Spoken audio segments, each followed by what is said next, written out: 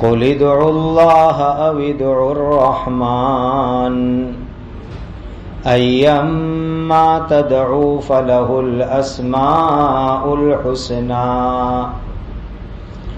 ولا تجهر بصلاتك ولا تخافت بها وابتغ بين ذلك سبيلا.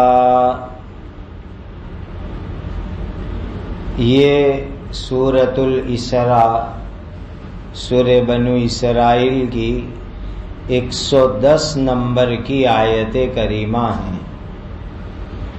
اللہ تعالی کے پاک ارشاد کا خلاصہ ہے، اے نبی تم کہو کہ تم اللہ کہہ کر پکارو یا رحمان کہہ کر پکارو. جس نام سے بھی اللہ کو پکارو گے ذات تو ایک ہی ہے. تمام اچھے اچھے نام تو اسی اللہ تعالی کے ہیں. اللہ تعالی کے تو بہت اچھے اچھے نام ہیں. اور تم جہر کے وقت اپنی نماز اونچی آواز سے پکار کر کے مت پڑھو، اور اس میں بالکل چپکے نیچی آواز سے بھی مت پڑھو، بلکہ ان دونوں آوازوں کے درمیان ایک متوسط راستہ اختیار کرو، یعنی درمیانی آواز سے پڑھو. اسلام کی مبارک تعلیم ہے ایک اللہ کی عبادت کرنا. اللہ کے ساتھ عبادت میں کسی کو شریک، بھاگیدار، پارٹنر نہ بنانا. اور یہی ہے کلمہ طیبہ لا الہ الا اللہ کا خلاصہ. عبادت کرنی ایک اللہ کی، مدد مانگنی ایک اللہ سے، دعا کرنی ایک اللہ کے سامنے، اور اللہ کے ساتھ کوئی شریک نہیں ہے. حضرت نبی پاک صلی اللہ علیہ وسلم نے ہم کو اللہ تعالی کے پیارے پیارے نام بتلائے. اللہ کی ذات ایک ہے، لیکن پیارے پیارے مبارک نام 99 ہیں. 99 اللہ کے مبارک نام ہیں.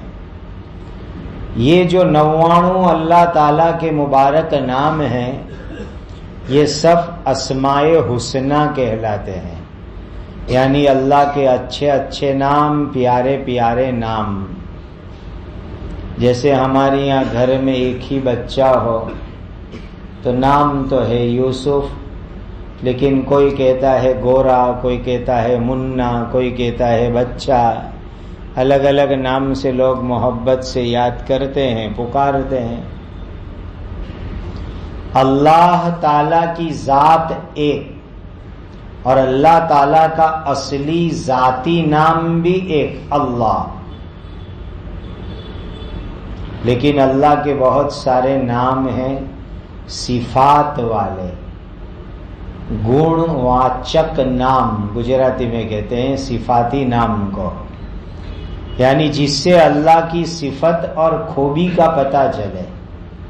ایسے ایسے پیارے پیارے 99 نام ہیں. اور حدیث پاک میں آتا ہے کہ جو آدمی یہ 99 نام کو زبانی یاد کر لیوے اللہ اس کو جنت میں داخل کریں گے. اسی لیے یہ 99 نام یاد کر لینے چاہیے. اس کو اسماء حسنہ کہتے ہیں. بہت پہلے یہاں کارڈ بھی اس کے پاکٹ سائز کے چھپوائے تھے اور تقسیم بھی کیے تھے. پتہ نہیں کتنوں کی جیب میں ہے اور کتنوں نے دفن کر دیے اور کتنوں نے پڑھنے کا معمول بنایا. تو حدیث میں آتا ہے کہ اللہ تعالیٰ کے 99 مبارک نام ہیں. جو آدمی ان مبارک ناموں کے ذریعے دعا کرتا ہے اللہ تعالیٰ اس کی دعا کو بھی قبول فرماتے ہیں. یہ بڑی تاثیر والے مبارک نام ہیں. بہت سے لوگ گھروں میں فریم کر کے یہ مبارک نام کو لگا بھی دیتے ہیں برکت کے طور پر. اصل تو ہے اس کو پڑھنا، کہ مبارک 99 نام پڑھے، زبانی یاد کرے یا کاغذ میں دیکھ کر، کارڈ میں دیکھ کر کے پڑھے، پھر دعا کرے تو اللہ کے یہاں دعا قبول ہوتی ہے. تو پھر سے وہ کارڈ جیب میں رکھو اور اس کو پڑھو اور دعا مانگو. انشاءاللہ اس کی برکت سے اللہ دعا قبول بھی کریں گے اور جنت بھی عطا فرمائیں گے. اب نبی کریم صلی اللہ علیہ وسلم لوگوں کو کہتے ہیں ایک اللہ کی عبادت کرو. پھر حضور دعا میں اللہ کے مبارک نام لیتے، یا اللہ یا رحمان.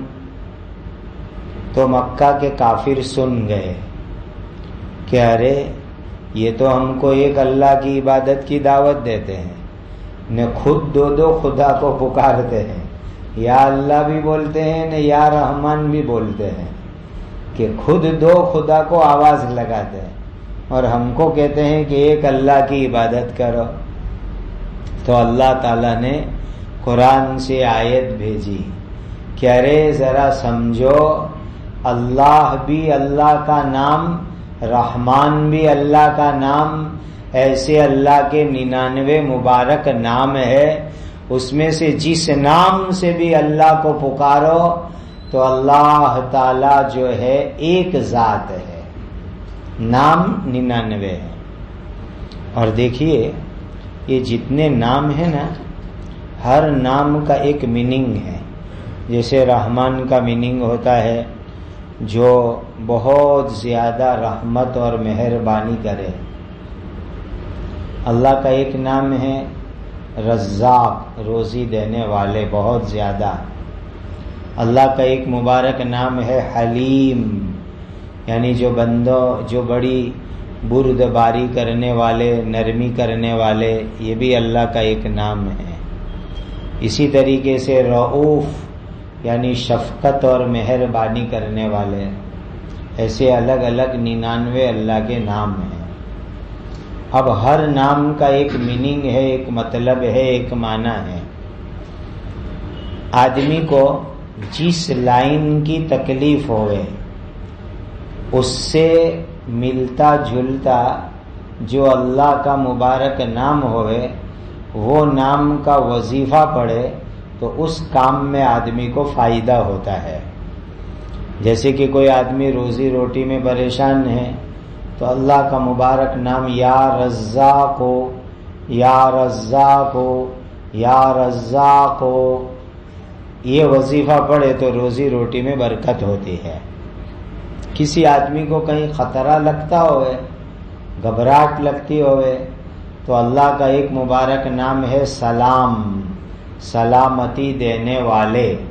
تو یہ وظیفہ پڑھو، یا سلامو یا سلامو یا سلامو، اے سلامتی دینے والے.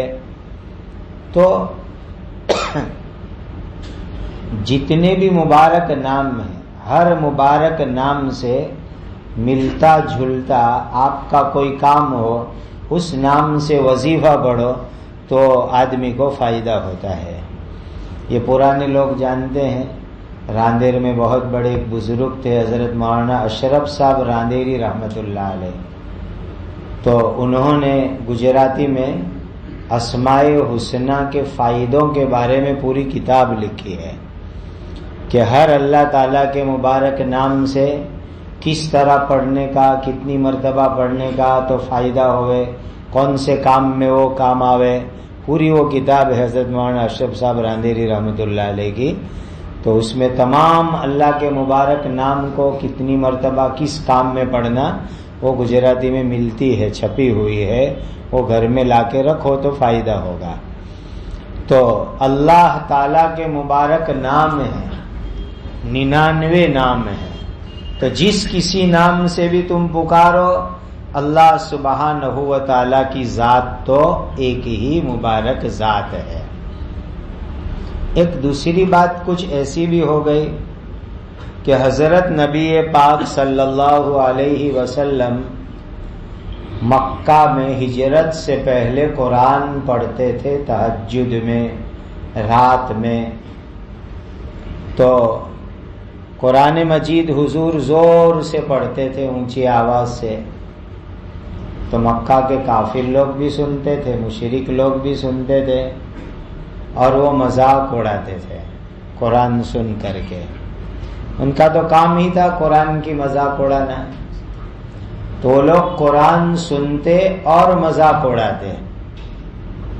اور مذاق کس کا اڑاتے؟ اللہ کا مذاق اڑاتے. حضرت نبی کریم صلی اللہ علیہ وسلم کا مذاق اڑاتے، قرآن کا مذاق اڑاتے، حضرت جبرائیل امین کا مذاق اڑاتے. ایسی وہ بڑی بڑی مذاق اڑاتے تھے. اب یہ اللہ کی بڑائی، اللہ کی عظمت، حضرت نبی کریم صلی اللہ علیہ وسلم کی محبت، عظمت، تعظیم، جبرائیل فرشتوں کے سردار، ان کی محبت، ان کی تعظیم، قرآن اللہ کی مبارک کتاب، اس کی محبت، اس کی تعظیم. لیکن یہ مکہ کے کافر لوگ اس کا مذاق اڑاتے تھے.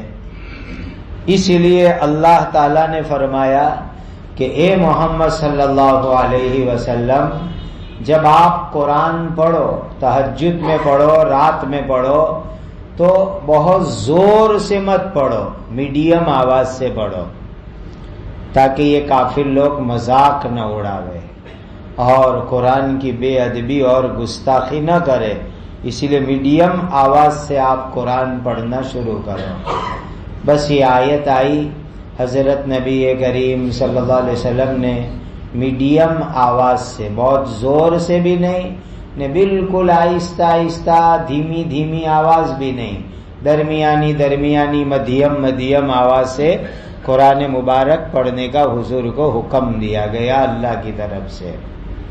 اور یہی بات ہمارے لیے بھی ہے کہ مسجد کے امام صاحب قرآن کتنی زور میں پڑھے، تو کہا جتنے مصلی کو آواز پہنچا نہ ہو اتنی زور میں پڑھے، اور مصلی کم تو آواز بھی کم، مصلی زیادہ تھوڑی آواز بڑھا دے.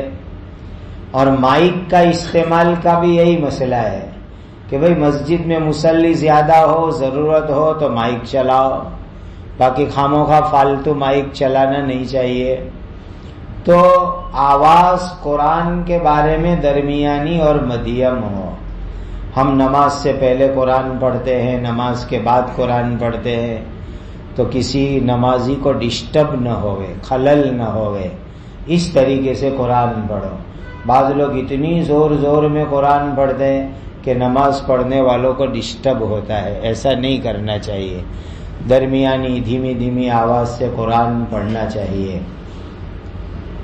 تیسری ایک بات ایسی ہو گئی کہ یہودی قوم، عیسائی قوم، یہ اللہ تعالی کے لیے اولاد کی بات کرتے ہیں.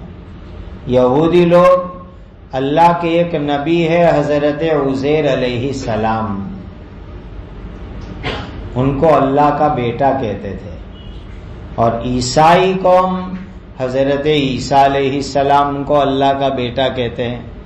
حالانکہ اللہ کی کوئی اولاد نہیں ہے، اللہ کی کوئی بیوی نہیں، اولاد نہیں، فیملی نہیں، کٹمب نہیں، باپ نہیں، ماں نہیں، کوئی چیز نہیں، وہ اکیلی ذات ہے اللہ کی. لیکن یہ لوگ بے ادبی کرتے تھے، گستاخی کرتے تھے کہ یہودی حضرت عزیر کو اللہ کا بیٹا کہوے، عیسائی حضرت عیسیٰ کو اللہ کا بیٹا کہوے. اور مکہ کے اور عرب کے جو کافر لوگ تھے وہ فرشتوں کو اللہ کی بیٹی کہتے تھے کہ فرشتے اللہ کی بیٹیاں ہیں.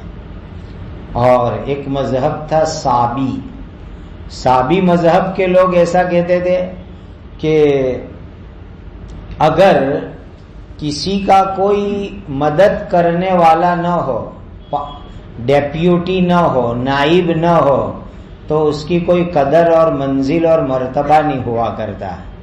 اسی لیے اللہ تعالیٰ کا کوئی ڈیپیوٹی ہونا چاہیے، اللہ تعالیٰ کا جو ہے کوئی مدد کرنے والا ہونا چاہیے، کوئی کلوز ریلیشن والا ہونا چاہیے، کوئی مقرب ہونا چاہیے، ایسی ایسی باتیں وہ صحابی لوگ کرتے تھے. تو اللہ نے آیت میں فرمایا کہ اللہ کو کسی مدد کرنے والے کی مدد کی بھی ضرورت نہیں ہے، اللہ کو کسی اولاد کی بھی ضرورت نہیں ہے، اللہ کو ڈیپیوٹی کی بھی ضرورت نہیں ہے، اللہ کو بیٹی بیٹے کی بیوی کی بھی ضرورت نہیں ہے، اللہ کو فیملی کٹمب خاندان کی بھی ضرورت نہیں ہے.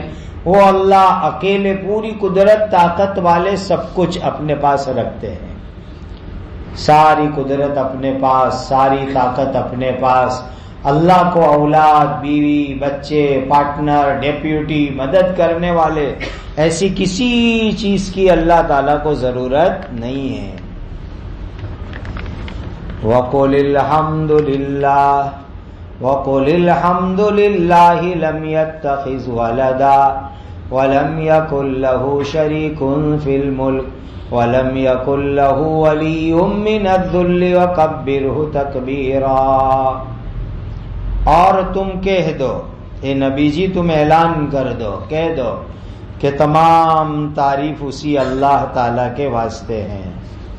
ساری تعریف اللہ کے لیے، جس نے کوئی اولاد نہیں بنائی اور سلطنت، ستا، حکومت میں اس کا کوئی شریک اور بھاگیدار بھی نہیں ہے، اور عاجزی یعنی کمزوری سے بچانے کے لیے اس اللہ تعالیٰ کو کسی مدد کرنے والے کی ضرورت نہیں ہے.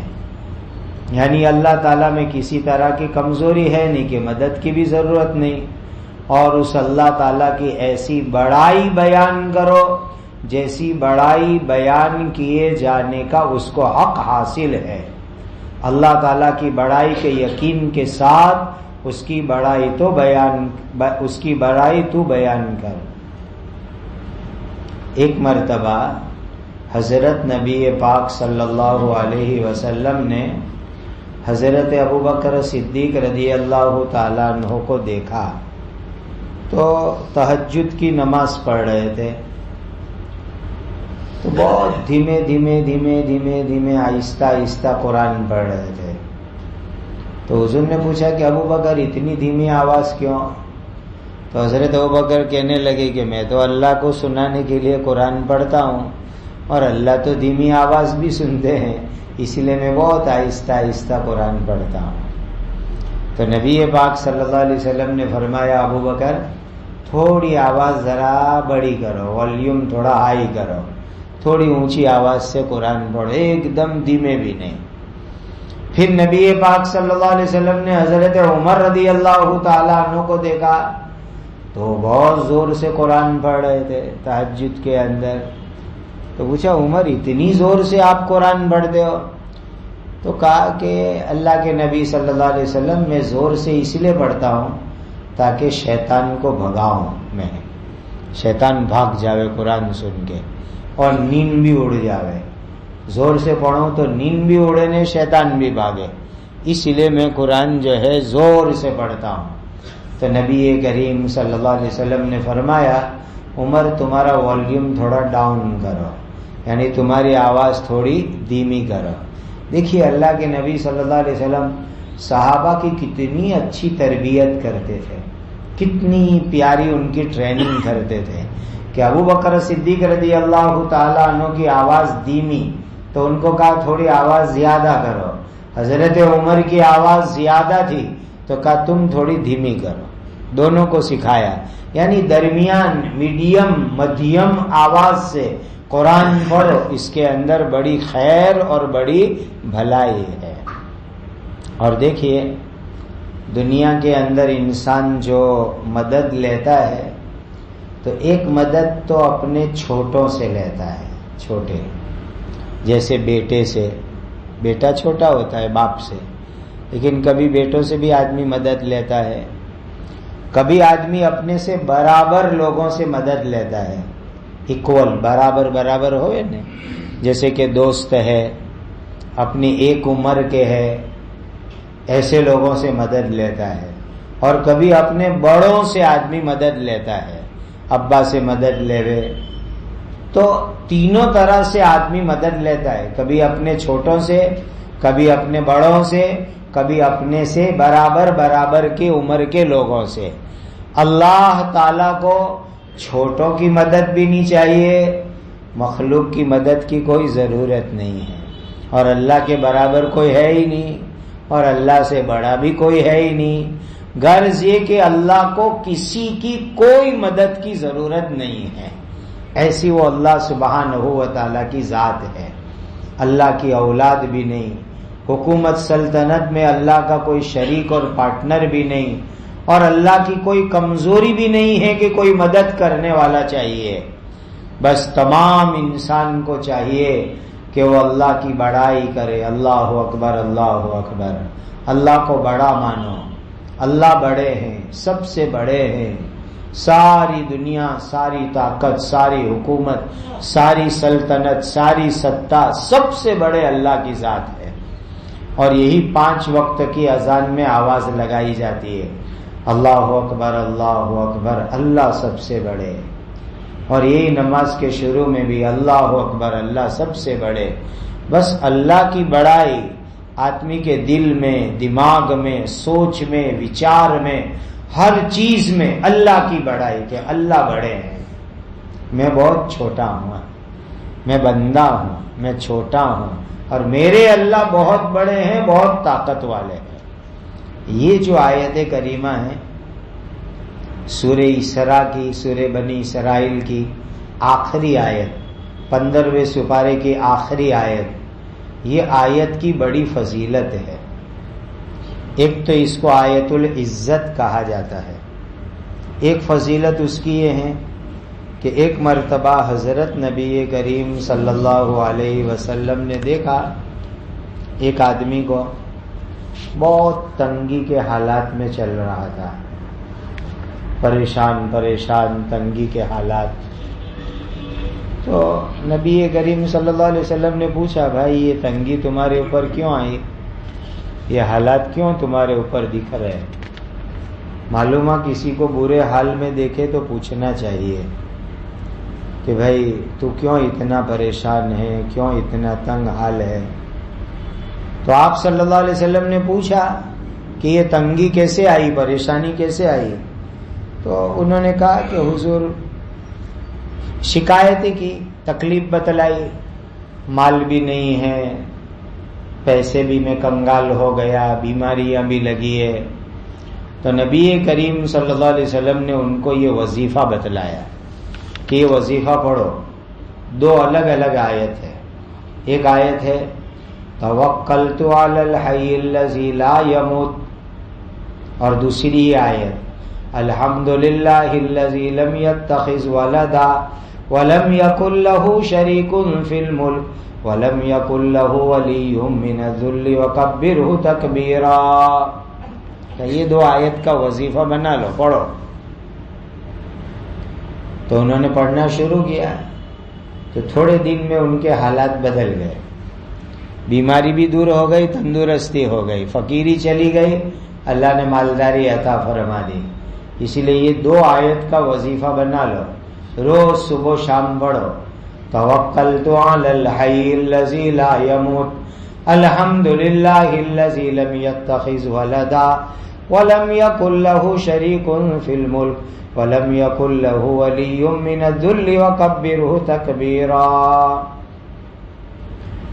ایک اور وظیفہ ہے اس آیت کا کہ خاندان بنو عبد المطلب یعنی نبی کریم صلی اللہ علیہ وسلم کا خاندان، اس میں جب کوئی بچہ بولنا سیکھتا تھا تو اللہ کے نبی صلی اللہ علیہ وسلم سب سے پہلے اس کو یہی آیت سکھاتے تھے. حضور کا خاندان بنو عبد المطلب، قریش اوپر، ہاشم نیچے، اور عبد المطلب حضور کے دادا. تو حضور کے مبارک خاندان بنو عبد المطلب، تو اس میں کوئی بھی بچہ بولتے سیکھے تو اللہ کے نبی صلی اللہ علیہ وسلم سب سے پہلے اس کو یہی آیت یاد کروا دیتے تھے. کیا معلوم ہوا ہم ہمارے گھروں میں اپنے بچوں کو بچپن میں جب بولنا سیکھے تو یہ آیت قرآن کی یاد کرا دو. یہ حضور کا مبارک طریقہ ہے. یہ آیت بچوں کو یاد کرانی چاہیے. الحمدللہ الذی لم یتخذ ولدا ولم یکن لہ شریک فی الملک وَلَمْ يَكُنْ لَهُ وَلِيٌّ مِّنَ الذُّلِّ وَكَبِّرْهُ تَكْبِيرًا۔ ایک حدیث میں یہ بھی آیا کہ جو آدمی بھی اس آیت کو پڑھے گا اس کے لیے زمین اور پہاڑ جتنا ثواب اللہ تعالیٰ کے یہاں لکھا جائے گا۔ کتنا بڑا ثواب آپ اندازہ لگاؤ، اس آیت کے پڑھنے پر اتنا بڑا ثواب ہے کہ زمین اور پہاڑوں جتنا ثواب اللہ تعالیٰ عطا فرمائیں گے۔ اسی لیے ایک مرتبہ تو ابھی پڑھ لو، پھر آئندہ معمول بنا لینا۔ پڑھو اعوذ باللہ من الشیطان الرجیم، بسم اللہ الرحمن الرحیم، وقل الحمد للہ الذی لم یتخذ ولدا ولم یکن لہ شریک فی الملک ولم یکن لہ ولی من الذل وکبرہ تکبیرا۔ اور اچھا یہ کہ مجلس کے بعد 15واں سپارہ کھولو، جہاں ختم ہوتا ہے وہ آخری آیت ہے 111 نمبر کی، وہ پڑھ لینا اندر دیکھ کر کے۔ تو اتنا بڑا ثواب ہے کہ جو بھی آدمی اس آیت کو پڑھے گا اس کے لیے زمین اور پہاڑ جتنا ثواب اللہ تعالیٰ کے یہاں لکھا جائے گا۔ یہ بہت بڑی فضیلت ہے اس آیت کریمہ کی۔ اللہ تعالیٰ ہم سب کو اس کی فضیلتوں اور برکتوں سے مالا مال فرماوے۔ اور جو ہے یہ اس آیت پر سورہ اسراء مکمل ہوئی، یعنی سورہ بنی اسرائیل پوری ہو گئی الحمدللہ، اور آف لائن آن لائن ملا کر کے اس آیت پر الحمدللہ قرآن مجید کی تفسیر بھی مکمل ہوئی۔